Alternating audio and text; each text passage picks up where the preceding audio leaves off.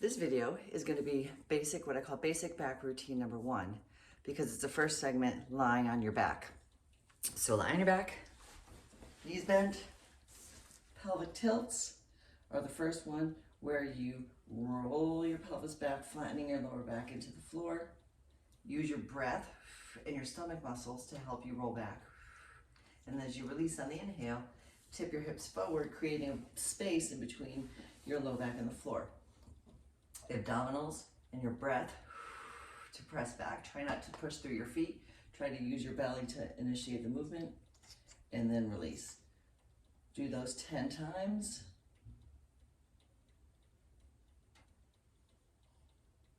And the breath.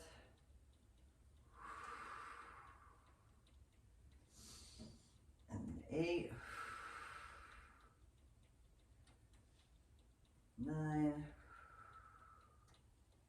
and 10. If you're looking for the rest of the exercises, now I like to use this to set yourself up for the rest of the exercises on your back.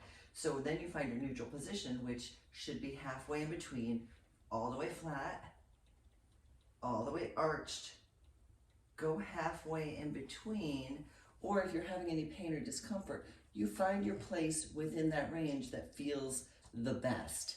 Then you brace yourself with your stomach muscles, and then you're set up for the rest of the exercises on your back. Next is knee to chest.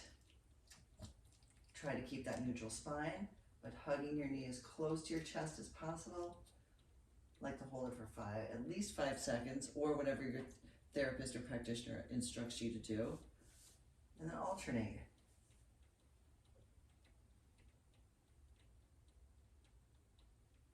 Keeping your belly muscles pulled in tight. So we'll alternate 3 times for this one. Try to hug it in closer each time. Keep your shoulders set.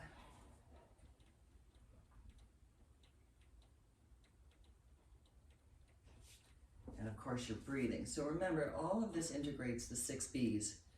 So you want to engage your bottom, which is your pelvic floor. Keep your belly drawn in, your box, which is the area between your rib cage and your pelvic bones, square. Your shoulder blades are set.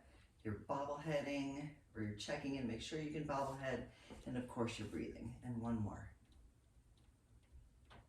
So that's single knee to chest. A variation on that, if you want to get a little hip range of motion out of there, a variation is you can straighten the one leg, bring one knee to your chest, and then really press this leg down to get a good hip opener in the front. So that's a variation. And really kind of do a leg press along with a opposing pull on the other side and switch. Oh, that really feels good. And press it down.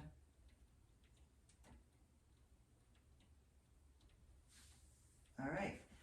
Next, knees side to side or lower trunk rotation.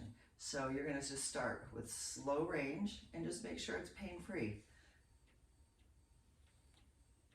And just start by rocking small range of motion. And you can always still activate your abdominals, the ones that are attached to your rib cage, by kind of pulling them back and using your ribs to pull them back. So yes, it's a range of motion exercise to get rotation in your lower spine and your lower trunk, but you can actually initiate some abdominal work by pulling through your obliques here that attach to your rib cage. And if the small range of motion works, then you can then progress to a larger range. And then a more advanced version is to lift up your feet and knees to a 90-degree position. Again, start with small range, make sure that it feels okay, and then eventually you can drop it all the way down for the full presentation or for a full spinal twist. And hold it for at least 10 seconds. Again, use your abdominals to do the transition and really open it up and bring it back to center. So that's lower trunk rotation. Next basic back exercise is the bridge. And you lift all the way up and then down. Press through your feet, up and down, Again, keeping your box open and square. This may be a little more advanced. If anybody has any pain or they're not able to initiate that movement, you can modify it by just keeping the legs straight and then just doing some glute squeezes and some butt squeezes to activate all the muscles on the posterior chain. All right, and that concludes our basic back number 1. Remember, no clicking, no popping, no pain. Keep your box square, follow the 6 B's.